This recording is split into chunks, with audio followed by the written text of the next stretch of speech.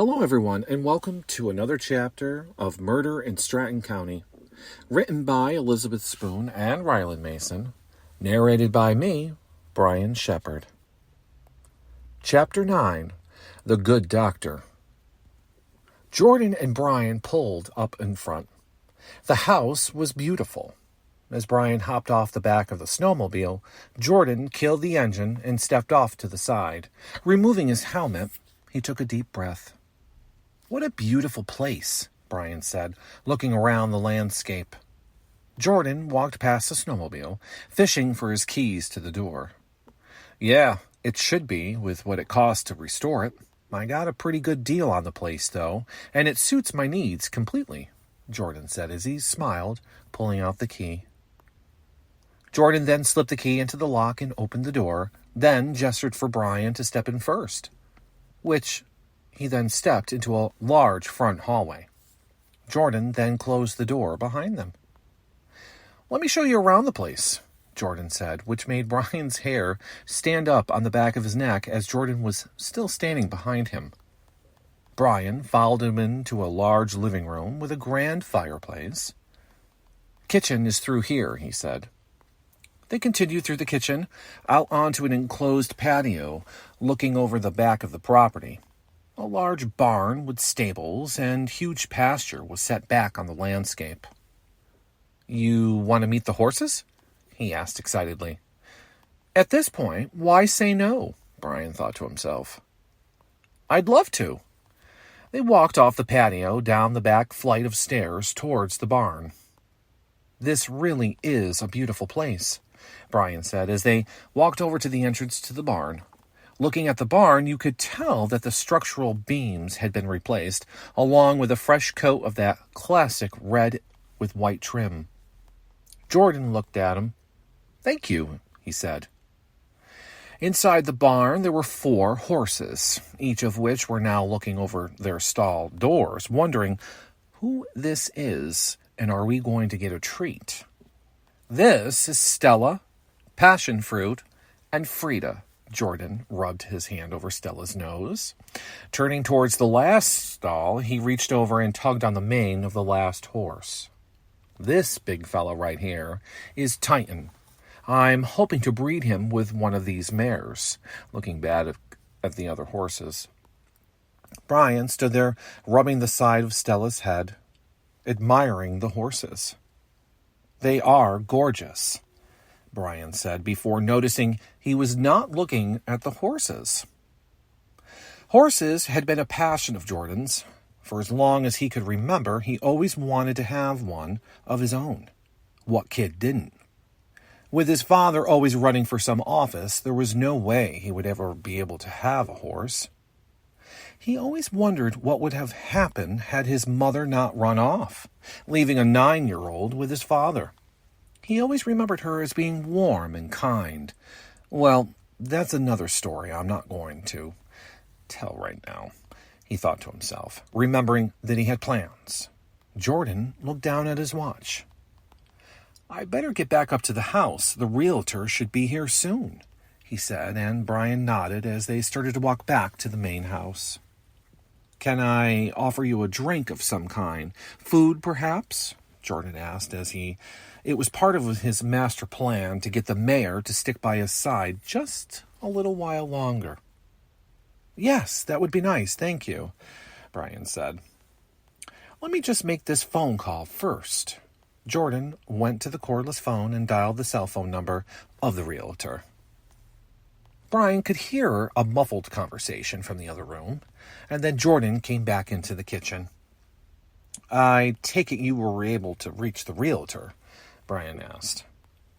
"Yes. She stayed in town overnight because of the storm. She said that she's still on her way. The photographers will be with her," Jordan said. "Photographers?" Brian asked. "Yeah, they were hired by her to photograph the old Victor place in town, and they did this place for her as well. They should be here in about an hour or so. I have to plan some kind of brunch or dinner now." Brian just looked at him. "You want help?" Brian asked. Again, why leave when I can help him? Sure, Jordan said, smiling. Brian looked at the clock on the wall in the kitchen. It was just past lunchtime. Jordan made up some quick brunch for the two of them while he planned out what to make for dinner for the guests. This is delicious, as Brian took another bite. Scrambled eggs with some bacon, a little avocado, toast. It was perfect. Where did you go to school? Brian asked as he took a bite of his toast. I graduated from Georgetown at the top of my class, then went on to medical school. My father wanted me to enter politics, but I don't have the stomach for corruption. Brian looked at him as he finished his avocado. What do you mean? Brian asked, lifting an eyebrow. Jordan went on to explain his father was a 2-term governor of New York. Politics were his life. He wanted his only son to follow in his footsteps, but when Jordan decided to pick a different career path and go to medical school, it became a battle. The relationship was further strained when Jordan revealed to his father that he was gay. His father was disgruntled extremely over this, saying, "I'm not going to have a gay doctor for a son," disowning him and basically becoming totally estranged. That's terrible of him, Brian said, just looking at him. I'm gay too. When I came out to my parents, they were far more accepting than I thought they would be. It was still hard for me, though. I never felt completely accepted till I came into Stratton and ran for mayor. This town is fantastic. Everyone knows each other here. Well, for the most part. Brian and Jordan continued to talk for a while in the kitchen, discussing more in depth Jordan's father and what ultimately led him to buy the property in Stratton. Jordan reached into the cupboard behind him and took out a bottle. Cocktail, he said. Apple martini, if you haven't, Brian said. Yeah, I think I do. Jordan fished around in the cupboard, pulling out a bottle from the way back. Here it is. He poured them both a martini and went into the living room. I'm going to throw some wood on this fire and get it roaring. Brian just sat down on the ottoman, holding his martini. Brian knew all too well who Jordan's father was. It just didn't seem like the right time to say something. He knew at some point he would. Just not now. Can I smoke in here? He asked Jordan. Sure. They sat, chatting a while the fire burned. Before long, the doorbell rang. That must be them. Jordan went into the hallway and opened the door. Hello, please, come in, Jordan said happily. Stepping into the hallway was Gemma Mint, wearing a fur-collared lined puffy coat and knee-high boots. Chilly out there, she says. Behind her followed a couple, dressed in darker clothes, the woman carrying a satchel. Jordan introduced Brian to Gemma. Nice to meet you, Gemma, Brian said, shaking her hand. This is Loomis Scarsborough and his wife, Diane, Jordan said as Brian extended a hand out to the man, who took it receptively and shook it. The same with his wife. Brian was looking at her.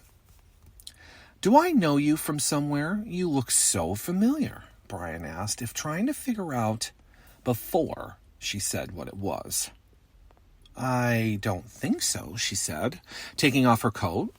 Jordan took it and hung it in the hallway closet. Cocktails, anyone? Jordan asked as he made his way into the room. They all sat down around the fireplace with their drinks to chat. Dinner will be ready in an hour, Jordan said. As the hour passed, Jordan inquired about the Scarsborough's background and what got them into photography. As the conversation continued, Brian couldn't help but have this feeling that he knew this woman from somewhere. Her husband, not so much, but her.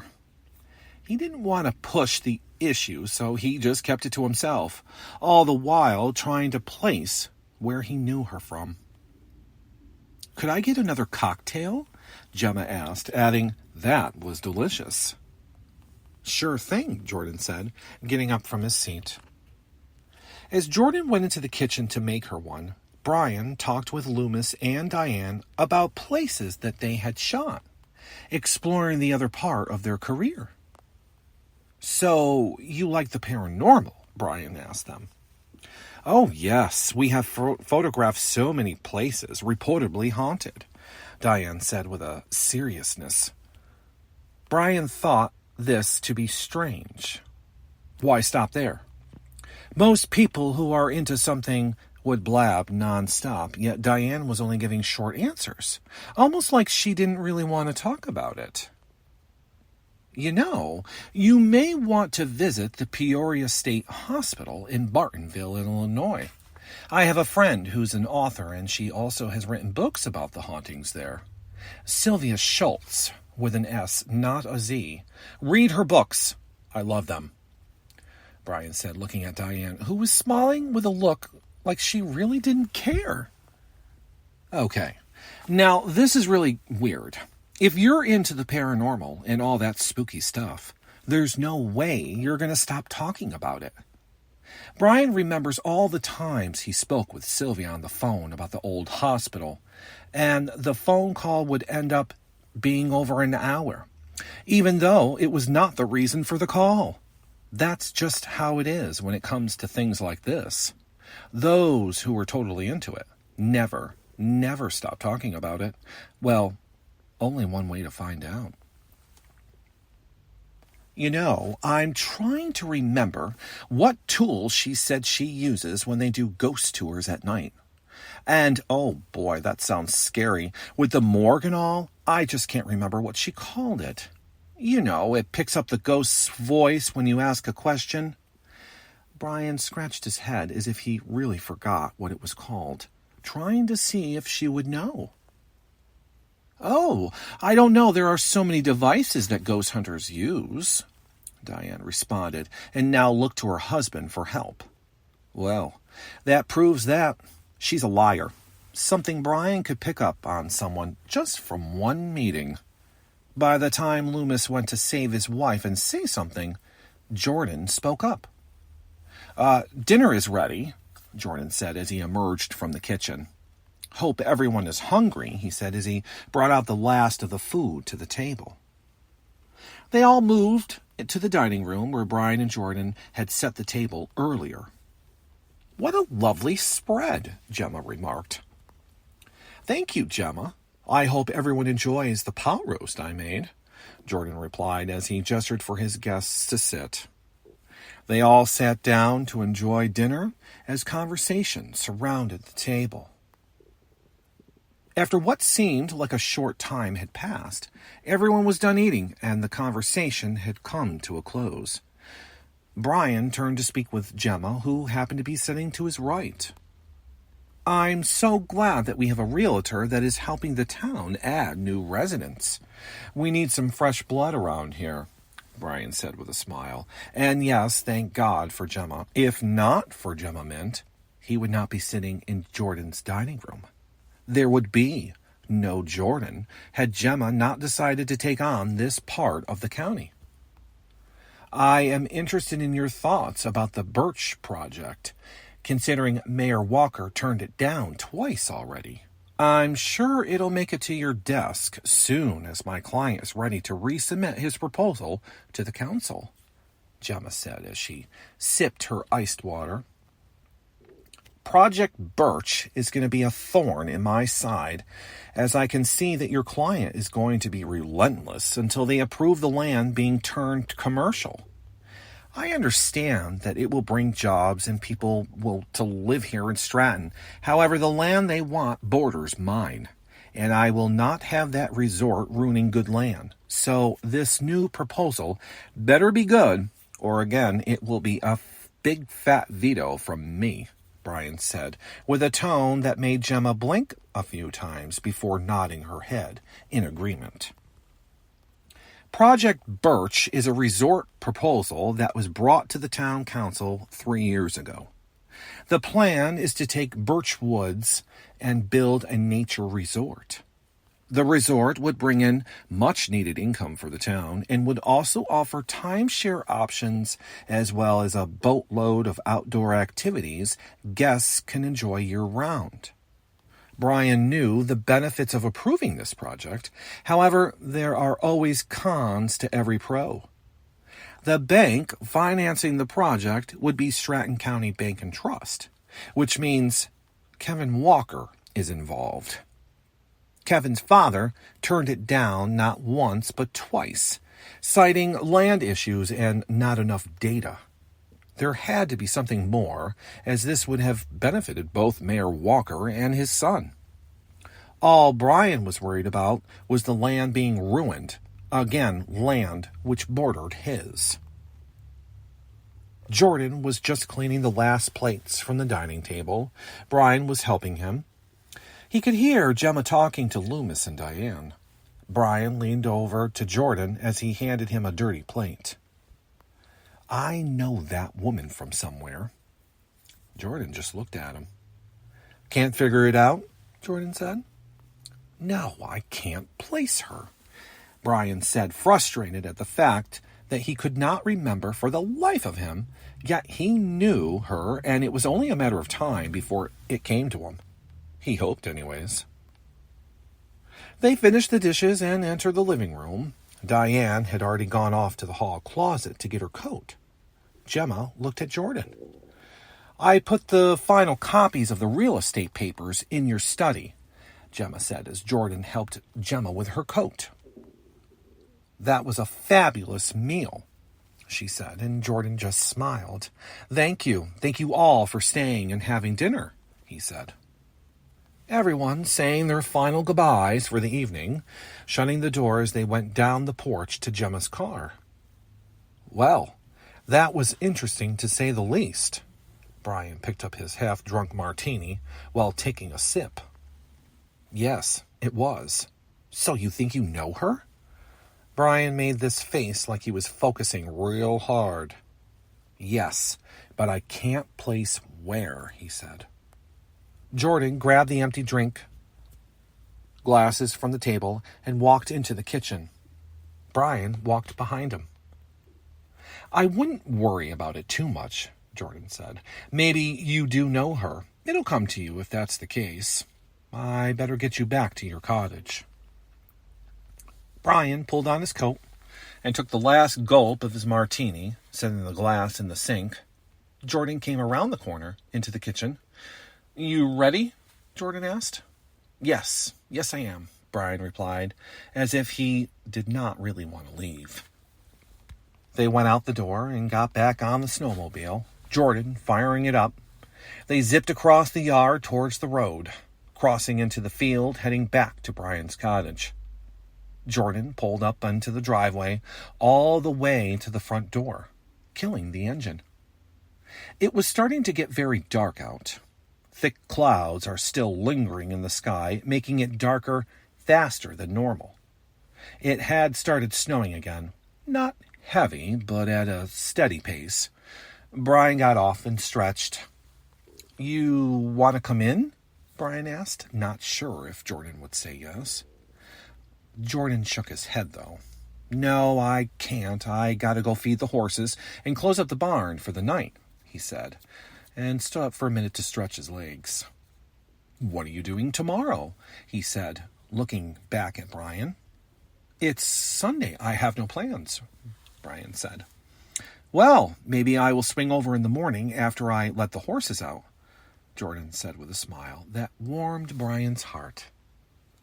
"That would be lovely," Brian said, snapping back to reality. They gave each other a brief hug, and Jordan hopped on the snowmobile and flew out, heading back towards the farm. Brian stood in the driveway near the front porch until he could no longer hear the engine. Then it was quiet. He looked around at the fields and trees surrounding the cottage. It was quite beautiful to behold sometimes. A fresh snowfall in the country. The quiet night solemnly ushering in the dark. Brian went into the cottage and flicked on the desk lamp. He poked at the fireplace and put in some kindling. Grabbing some newspaper, he twisted it up and lit it, tossing it next to the wood. Within a few minutes, it was burning. He sat back, thinking about the events of the day, meeting Jordan and trying to still figure out where he knew Diane from. He took a deep breath. What a day. Brian, tired and weary, headed off to take a hot bath and to get some rest. Tomorrow looked to be like an exciting, eventful day. He hoped. Thank you so much, everyone, for listening to Chapter 9, and we'll catch you for Chapter 10.